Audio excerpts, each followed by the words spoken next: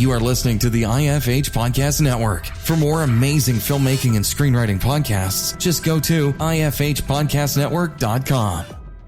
We were introduced by Michael Kehoe, who is the writer-director of The Hatred, and you actually worked on The Hatred as the post-production supervisor.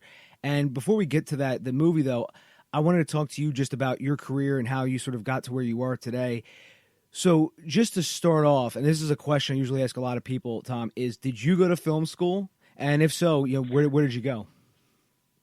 I did. I went to Cal State Fullerton, and I graduated in 2012 with a degree in radio, television, and film. And it was great. It was a great system they had there. So what was it like specifically with the details about like what was so good about the system they had there? Was it the teachers? Was it the like equipment that they had that you had access to? Maybe was it like the network that they set up for you? Was it anything in particular that you really liked there? A number of things. So I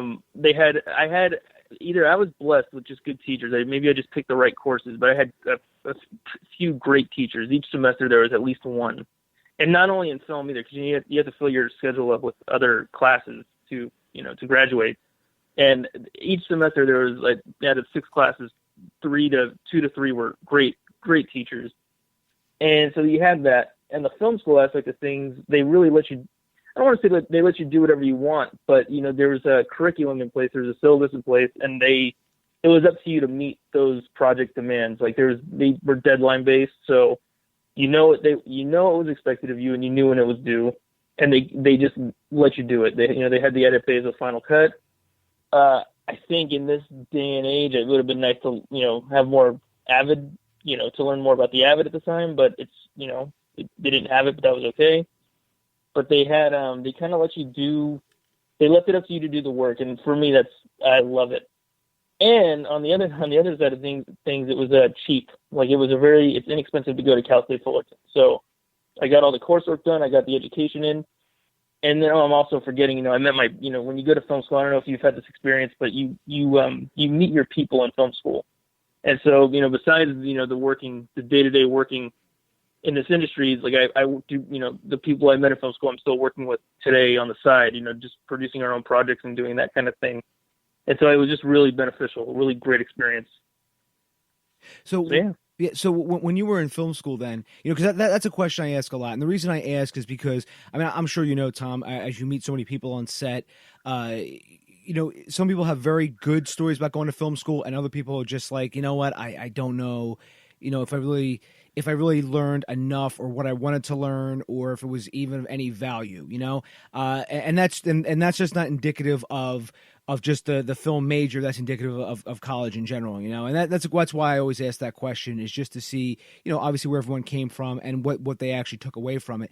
So I wanted to ask too, because honestly, if you've listened to the podcast too, Tom, I have a degree in business, and I actually worked at the college that I actually graduated from, and I actually built their entire film and media department from basically almost nothing, that's a whole nother story. But anyways, so just to go back to your story, I wanted to ask is, so you said if they had Advid, it would have been a little bit better. So what did they have instead of Advid there? We used Final Cut 7 at the time. That's what everybody was using, or at least I shouldn't even say that because I really wasn't sure. That's the thing about film school, is you're kind of in your bubble. So you got acquainted with the Final Cut software, and that was good. It was good to know something on the editing side of things. And they also they taught film. I didn't take any film, actually 16 millimeter film classes myself. I just focused more on the writing aspect of writing intensive classes. But they made a lot. They did have a lot available. And when I went, I want to say, it was 5 years ago. So the digital film revolution was going, full steam. But we didn't do too much of that at Cal State Fullerton. But what I can't stress enough is the fact that they kind of let you do your thing at Cal State Fullerton, and you own it. I know that some film schools, like whatever projects you make or you complete, in some cases the school owns the piece. So there's really not much you can do with it after it's made. But no, it was kind of free form in that way. Camera wise, I on all my projects I kind of just use my own little mini handy cam at work for what I needed to do. But Yeah. And then when I mean, this is maybe jumping ahead, but it's the thing is, like, when you go to film school, because you have to do an internship, or maybe you have to do more than one internship in some cases. And the companies you intern for, like, if this worked out for me. I don't know if this works out for everybody, but I work for the company I interned for, the company I work for now. And they have an edit bay with Avid, Premiere, Final Cut. They had the whole shebang. So when I did the internship there, I learned all that on the job while I was there. And so what I didn't learn in film school, I was able to pick up there. So it kind of evened out in that way, as far as education experience wise.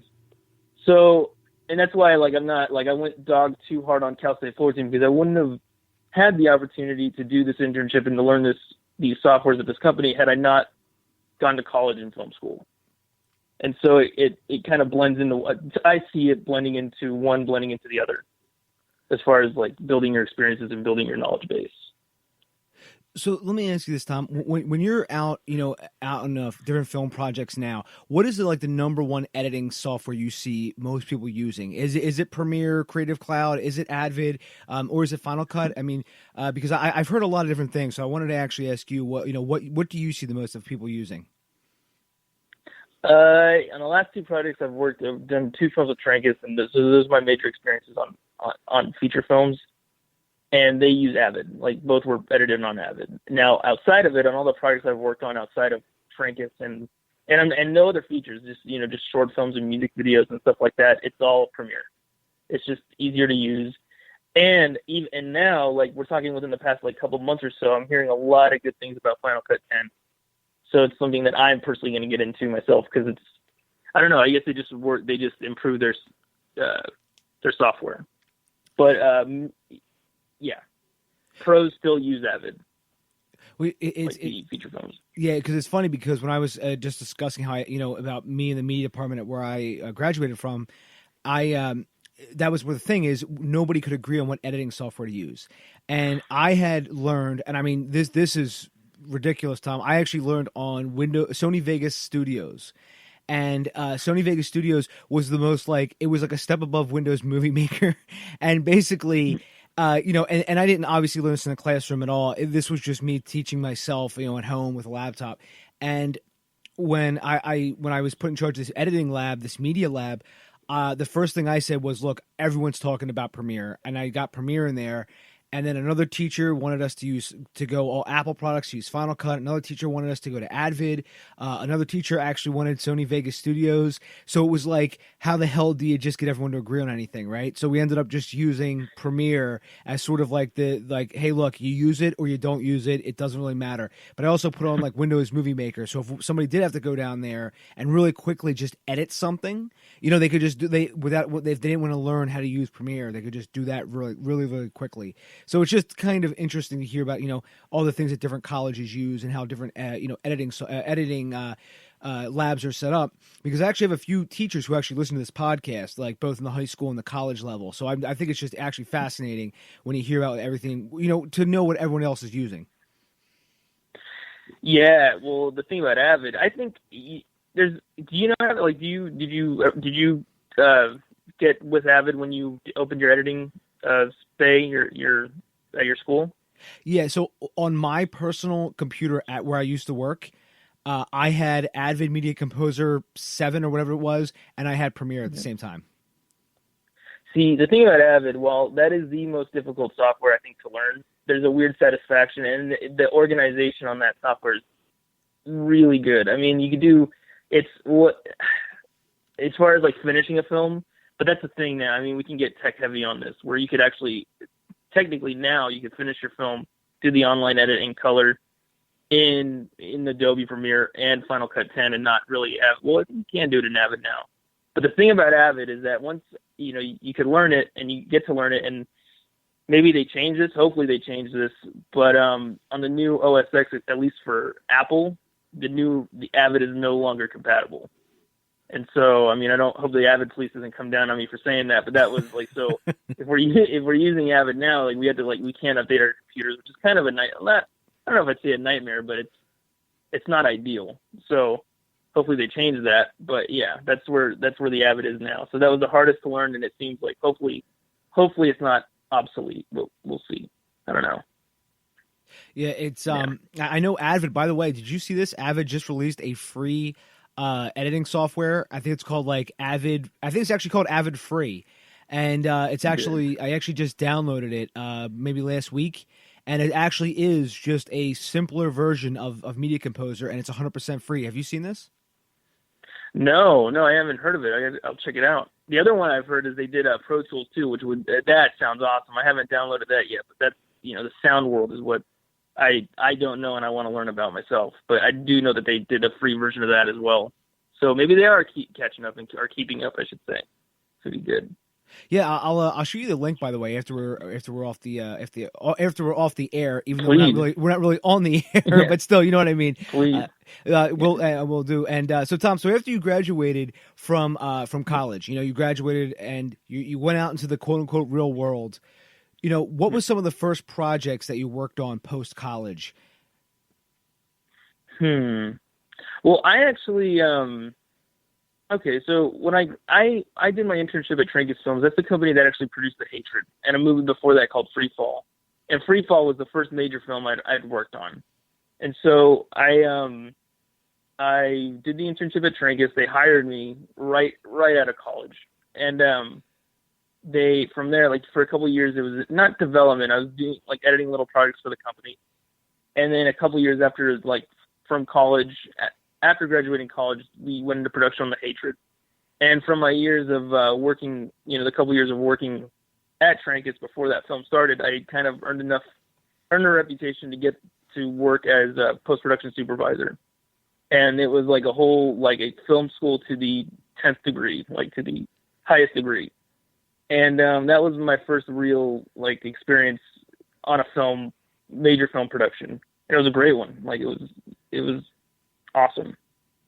But yeah, so it was kind of like it wasn't too much, luckily for me, I didn't have to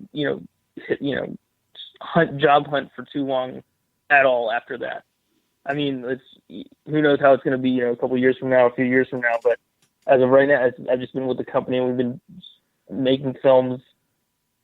I've been with the company at a good time while they're producing films now. And so, yeah, I mean, it kind of went right in from film school to that company work. And see, that's awesome how you were able to be plugged right in there. So, I mean, was that because of your network and you were able to sort of get that position, meaning the school helped you get that position, or was it like somebody out that you already were friends with helped get you that position?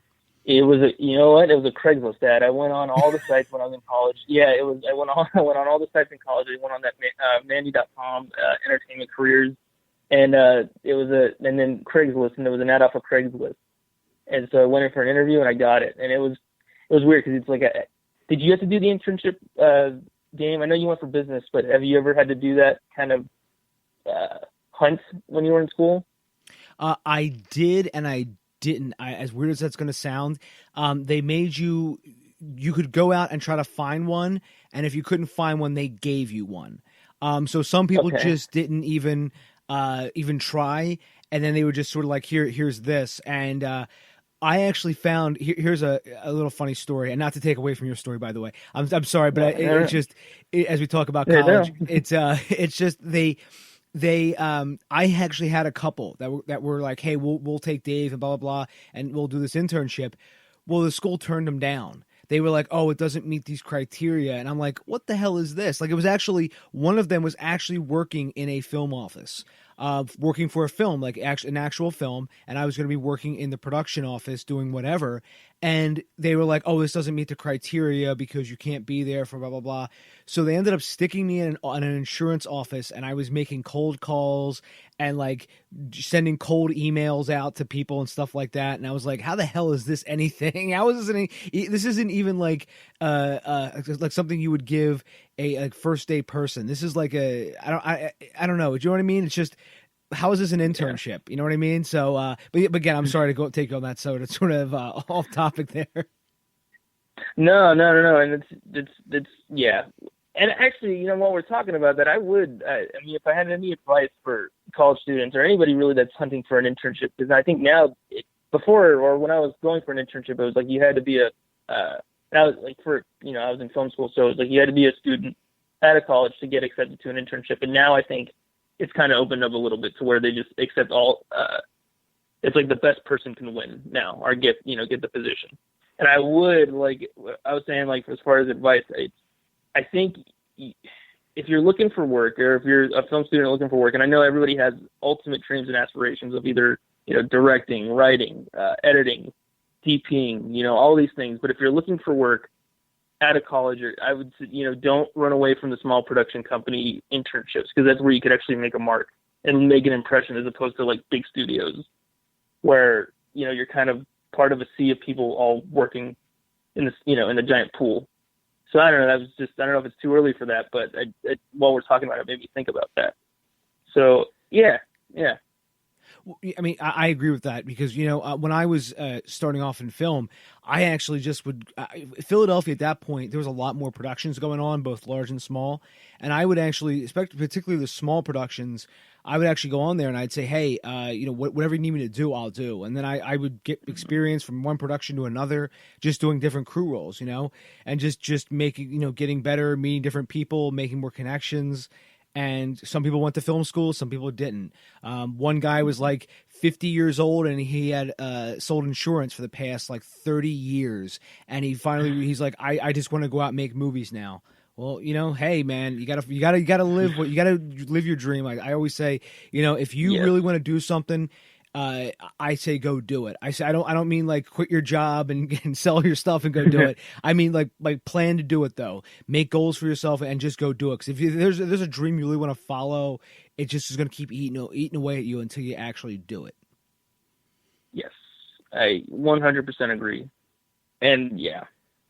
And the thing is, it's like how you said, like if somebody, don't quit your job and leave your family and just leave everything behind to go follow your dream. But it's like, I don't know. I mean, if it eats away at you enough, I think there's really nothing stopping somebody from doing whatever they want to do with that. Yeah.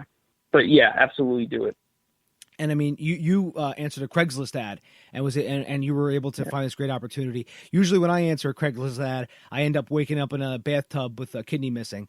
But it worked well for you though. I mean, because you got this awesome deal. You get this awesome opportunity, and I mean, you've made the most of it, which is really good. And by the way, too, Tom, one thing I've noticed is I used to think that it was all about the talent that you had, and and this is true with anybody. I always thought that if it didn't matter how good of a person somebody was, it was all about talent.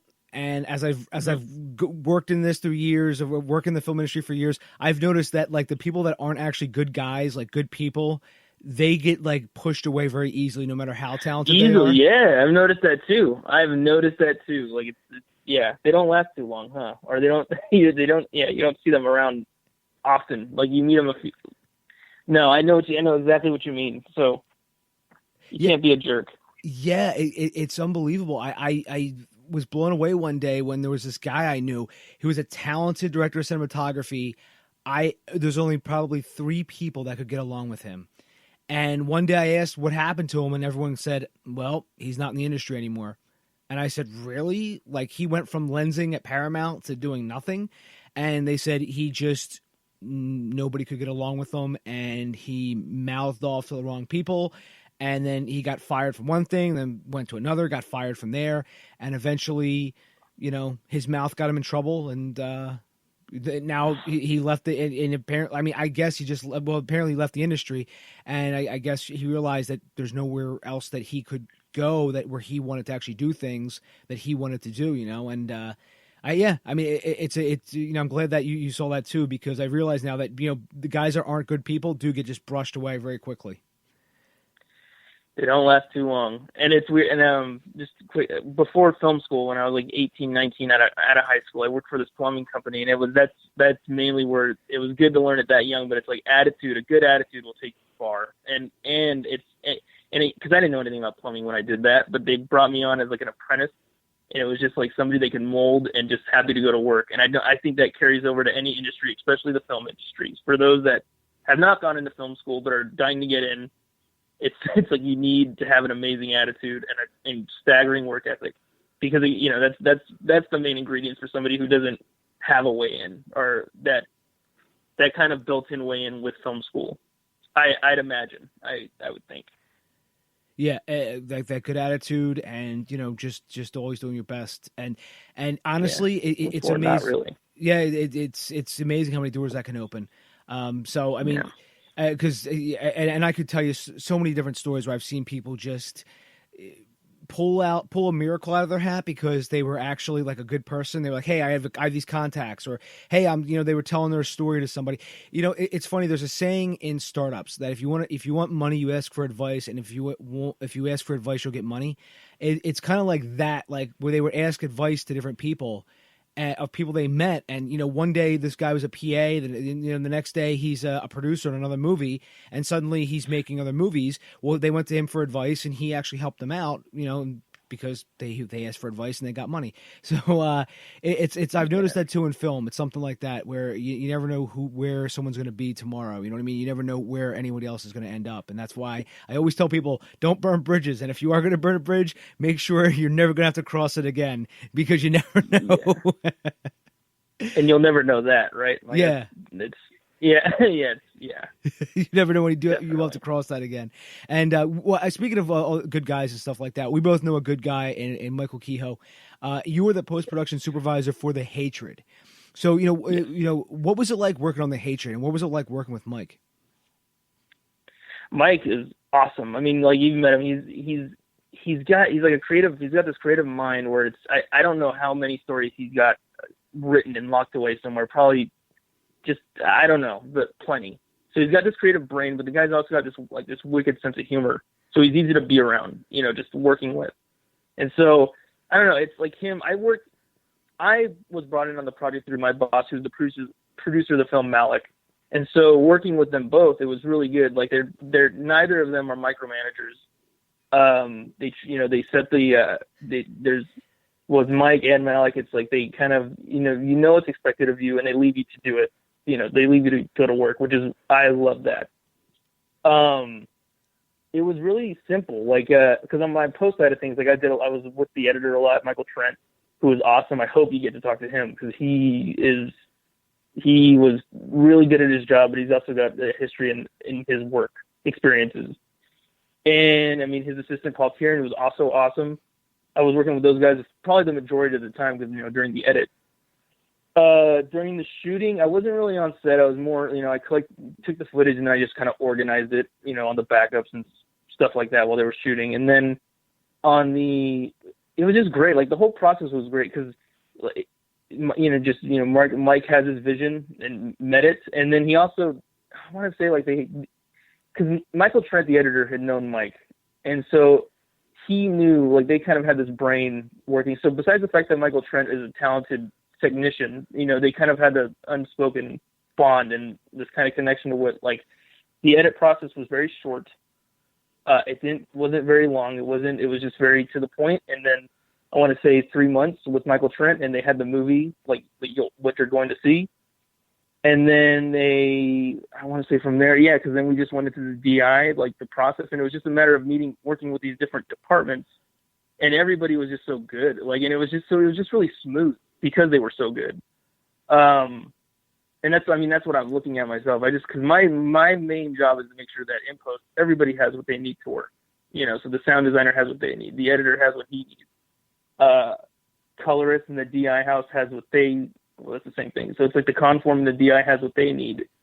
And it was just so, like, they listed exactly what they needed. Oh my God, cannot forget our visual effects artist, Alex Popov, who went above and beyond on this one. And you'll see, I mean, I don't know, I imagine you've seen the trailer or so, but it's just like, that's all you've seen. But if when it comes out, you'll see a lot more of what he's done. And he did an amazing job also. So, but all these people, they just very clear about exactly what they needed from me. And then the time that was dictated to do the work. And it was very much like, it was just very smooth. They just met the deadlines, and that was it. And it's very pain-free, I should say, and fun. And it, like, pain-free is fun to me. Like, if it's just smooth, it's good. And so that's very much what it was. So you asked, how is it like working with Mike? And it was great working with Mike, but I spent a majority of my time making sure that everybody working with these other people, to make sure they had what they needed to meet Mike's vision. So hopefully that answers your question. Yeah, definitely, and it's always good when a production is pain free. I mean, I've been, and I'm sure you have too, in film school. We've all been on productions where things sort of fell apart. Sometimes they fall apart very slowly. Sometimes they fall apart like a house of cards. It just comes down on the first day, and you're like, "Well, let's all just go home and never speak of this again." But see, and that's the thing is when you can build a professional team. And a team that has that sort of flow that works together. That's why, I've noticed why directors work with the same people, like the same DPs and the same production houses and stuff like that, because they understand. Like, for instance, if the director is kind of like, I don't know, I'm going to use Quentin Tarantino as an example because there's a figure of him right in front of me. He's very he doesn't like computers, you know what I mean? But he's very sort of. The way he works is a lot different than, say, somebody like, Kevin Smith, who likes a lot of jokes on set like that. And he's sort of very, easygoing. And everyone sort of has to match that. And you've heard the stories of Kevin Smith and Bruce Willis on the set of Cop Out because they two different workflows. You know what I mean? Like just two different ideas of what they wanted. And that's why when you can actually find a team that meshes together, it's unbelievable. It's golden. It's like hitting a grand slam in baseball. And I'm so glad that everything worked out on the hatred. And I did see Alex's work. By the way, before I forget, I meant to tell you we actually have another friend that worked together on this movie, Kitagiri, Hiroshi Kitagiri. Did you meet him? Can you say the name once more? Hiroshi Kitagiri. He's the makeup effects sculptor.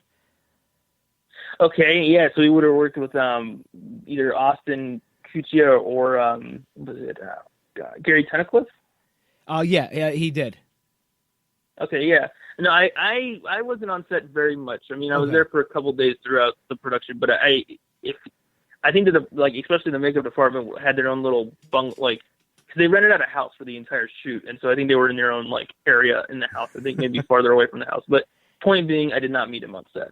So. Okay, because I just wanted to ask, just in case you did, because he was actually on the podcast as well. So I actually saw his name in there. I was like, man, I gotta ask Tom if he knows him because it's just like every time I turn around, he's working on another film set. It's just crazy.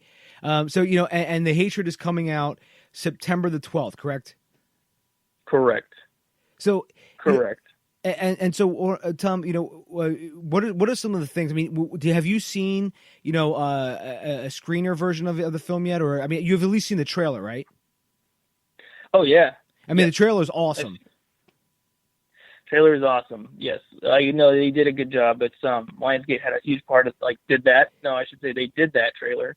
And, yeah, no, it's great. Yeah, and honestly, that's why I'm so grateful that I could, have on members of the team on this to do sort of something really cool like this. Like I was telling you, and I was telling Mike, it's really cool because I like to use this podcast as part of an experiment as well. And I think it's pretty cool to have different members of a team who worked on the same movie and sort of build it up to release. I just think it's really, really cool. And who knows? Maybe somebody will copy it one day. Maybe somebody will copy this process and they'll call it genius. But I don't know. But I want to ask Tom. What are some of the other next projects you're working on? I myself, I'm still working on my own stuff outside. It's honestly though, more importantly, is that we're not really done with The Hatred yet. In fact, this is where it's getting interesting because marketing is kind of new, especially in the new, I don't even say new anymore, but it's just with social media marketing is kind of, there's no rule book. And so right now, we're just doing everything we can. Mike's doing everything he can, especially to push the movie and get awareness towards it. And so just seeing this process and being a part of this process is like a different intensive form of film school. How do you get your movie exhibited and seen as much as possible? And it's really exciting. I feel like, because, the post-production, like I mentioned, the post-production process on this film was relatively smooth. And, but now is where there is no rule book as far as getting your film seen. And we have distribution. Anchor Bay produced it, Lionsgate's releasing it. But now it's just making sure people see it.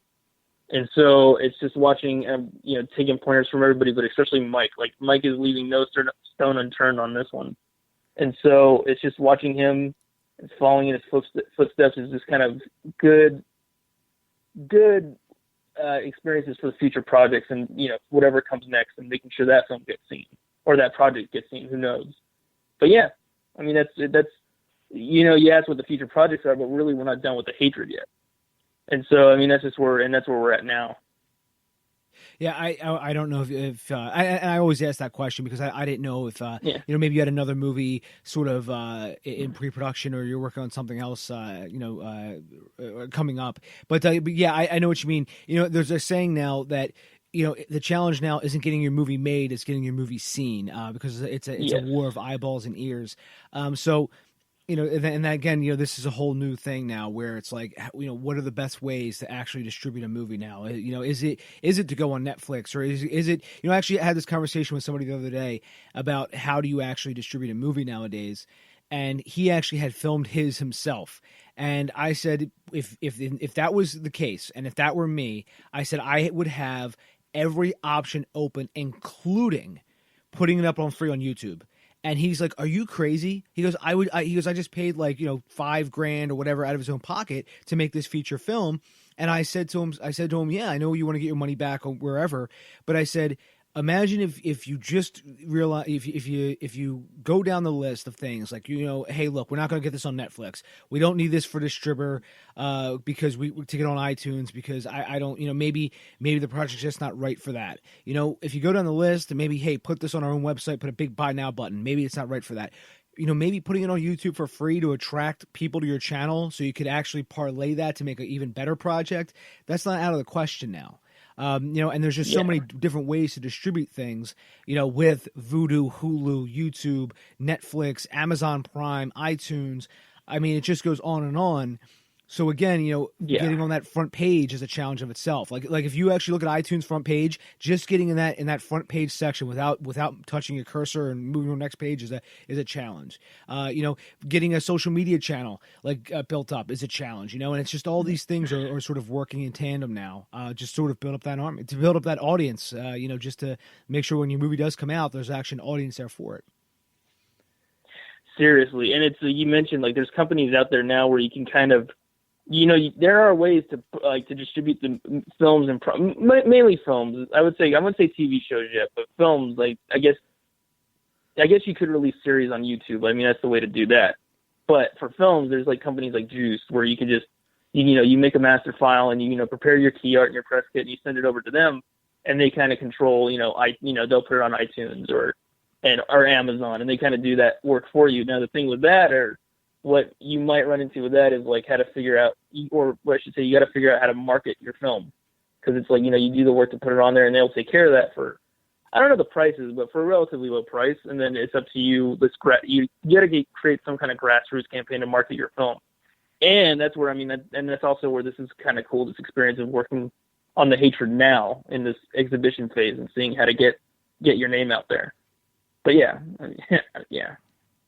And that's part of the challenge too now with just everything going forward, and sort of that's why I've taken seminars where people have said, if you could get before you even pitch to producers, before your movie's even made, if you had a built-in audience on Facebook or Twitter or an email list or whatever, or YouTube channel, and you could parlay that and say to your producers, hey, look, you give us $1 million or whatever to make this film, and we already have 100,000 followers on our one channel. And now they're already we have a built-in audience, and they could actually, we could tap that to actually pay for this movie. Meaning we could actually just say, hey, look, everybody, I have 100,000 YouTube subscribers. Hey, everybody, I just made a movie. What you want to check it out? Here it is for $1.99, $4.99 to download. And that's sort of more attractive for producers than saying, hey, if I was pitching to you, I'd say, hey, Tom, listen, I got this great script. We don't have any sort of social or anything built up yet, but we can do it, once we get the money. And see, if you had the choices, if you as the producer, Tom, had those two choices, it's clear which one is a better option. Yes. Dave, you get a handle on this. You get easily. Do you produce on the side, or do you produce? I refuse to produce other people's projects. I know it sounds, okay. It's because I had too many bad experiences. I tried to produce one thing for a friend. It ended horribly, and I made a vow never to produce anything again for anybody else besides myself. I know it sounds Okay. I know it sounds very, very standoffish, and I don't mean to come off that way, but I just it's just me. Believe me, you ever hear in a relationship where they say it's not you, it's me? Well, that's what it is me. Trust me. I just refuse to do it anymore. But thank you for that, though. I appreciate that.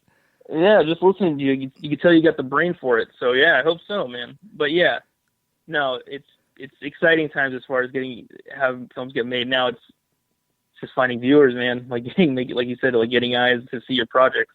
But yeah. But yeah, and so that is where it's all going to, and when you add in all these other different mediums and stuff like that, it really is, it's so exciting to see where this is going. And I know, we have so many different avenues now to explore, and there's so many different tie-ins and stuff like that. And like you just said, TV series. I mean, Twin Peaks, was supposed to end as either Fire Walk with Me or as a graphic novel a few years ago, and then now it's back as another TV show.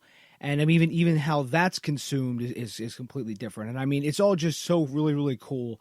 And I love the fact, by the way, that everything has sort of come full circle. And now we got like with Showtime Anywhere. That's how I watched a few episodes of Twin Peaks that I missed. And, just watching it on my laptop. I mean, it's just that accessibility, and especially with like online courses now, you want to be able to watch things on demand. So if you want to watch Twin Peaks right now, episode, of the new season, episode 2, you could. And, just with like these online courses, you say, hey, Tom, say, hey, listen, I want to learn how to build a WordPress site right now. Okay, well, let's go to Udemy, and there's 50 different courses of how to build a WordPress site. So it's stuff like that. It's that on demand now that people are sort of have become used to, and I think that's why YouTube is so successful, by the way, because YouTube is just there's so many things to learn and so many things being uploaded there. It's like you can never watch the same thing again. Yes, it's educational tool, and for there's so many times that I think this I could say for everybody listening to this podcast, like how many times is like YouTube your teacher on multiple like issues, like troubleshooting issues. It's the greatest tool I think today. Yeah, it is. It is freaking awesome, dude. And sometimes I need to know how to do something. I honestly open up YouTube. Here's an example. I actually fixed my printer earlier this week through YouTube because there's actually a guy who had a tutorial on the exact same thing I needed for my printer. And I was like, my God, this is better than a customer service line. Seriously. Yeah. I'm sorry, Tom? Oh, go on. Sorry. Oh, no, go on.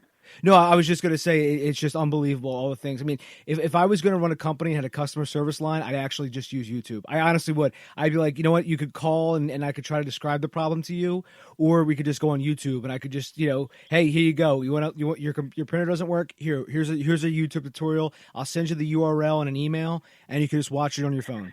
They do that. Like I think you may have just said that. Like, did you reach out to the company? Like, no, there's issues where it's weird issues. Like, you're on host, like, web hosting companies where it's like, oh, I'm trying to log in to get my email through like Outlook or some other hosting site, and it's watch this video. Well, yeah, like it's I guess it's the times we live in. But yeah.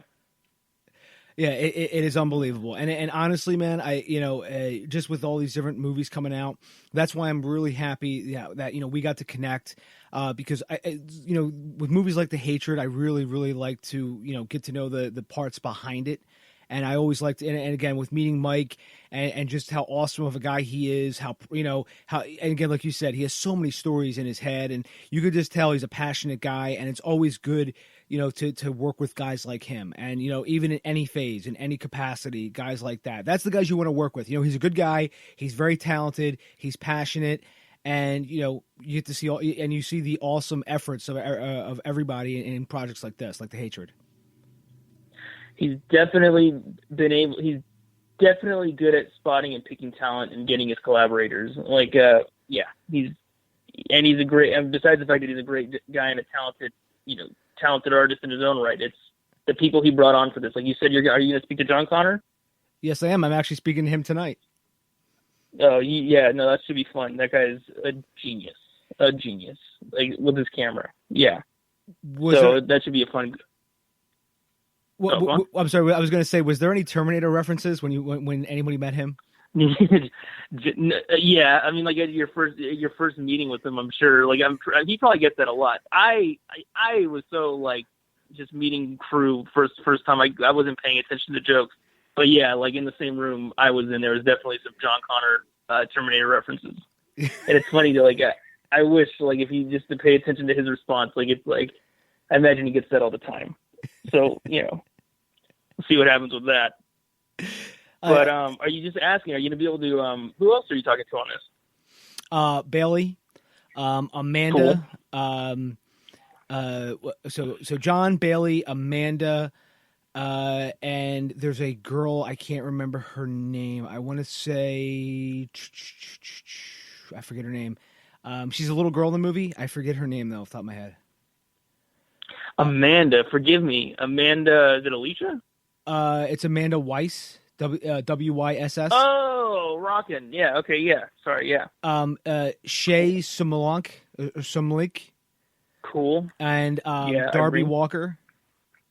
Cool. And nice. And Malik. Cool. Yeah. No. And I don't know if this is possible for you. I don't know if I strongly recommend, like I said, if you reach out to the editor on this one, because that guy is smart man and lots of experiences. But yeah, cool. He's just good dude. Yeah, I'll talk to Mike about that. I'll be like, hey, Tom said I should reach out to him, and we'll see if we can get him on here. Yeah, most definitely. But and I was also just because you were also saying no, I don't know. I mean, I'm good. I'm good. I think as far as the production, it just went really smooth. What I was gonna say was it went really smooth, but a lot of it also had to do, I imagine, with our not what I imagined, but a lot of it had to do with our line producer, Sean Gowrie. Like the whole process. Like I said, I wasn't on set often, so I don't know what his day-to-day operations were, but working with him in pre-production and getting ready for post, it's like he really kept everything organized. So it's good. And good. Yeah, and that communication is so key. I mean, we live in such a communicative world. By the way, I don't know if communicative is a word, but we live in such a communication, driven world, whether it be like phones or just laptops or how fast everything moves. Communication is key. And that's why it's always so critical. A good UPM, a good line producer, is just critical to making sure that these movies, run correctly. And, everyone's on set on time. Do we have permission to film here? Yes. Okay, good. Do we actually have what we need? Awesome. I met a UPM one time. He works for M. Night Shyamalan, and I hope to have him on here on this podcast at some point. I mean, this guy was just on point with everything. All the time, and he always works with M. Night Shyamalan on all his productions, and it's just he's just like solid as a rock, and I would work with this guy in a second. I'd love to hear that podcast, just to out of sheer interest. So I hope you do get that guy. Yeah, his name's Dave Rayner, by the way. So if anybody wants to look him up, I will put him up. I will put his IMDb link up, and that guy is just amazing at what he does. Absolutely amazing. Very cool. So very cool. So Tom, I know we've been talking for about, I guess like 45 minutes now. So just in closing, is there anything that we can get a chance to talk about that you maybe wanted to get a chance to, or is there anything you want to say to sort of put a period at the end of this whole conversation? Yeah, I just want to, thank you for your support on this, like from everybody. I'm sure, and I'm sure Mike is just as gracious. But it's just like, it's at this stage we're just, like I said, we're trying to make sure everybody can see just prepare enough interest for the film, and so when you come out and you help us out like this, or have us on and promote the film, it's awesome. So just thank you for that, and thanks for having me. Oh, my pleasure, Tom. It's always good to help out independent filmmakers, and honestly, that's why I wanted to do this whole thing. It's like a film school. It's like a couple of things rolled into one, and I think just going out there, and it's why I have people on like you, is because it's beyond theory, and we just talk about practical stuff. Like, this is what we did. Mm-hmm. This is what happened.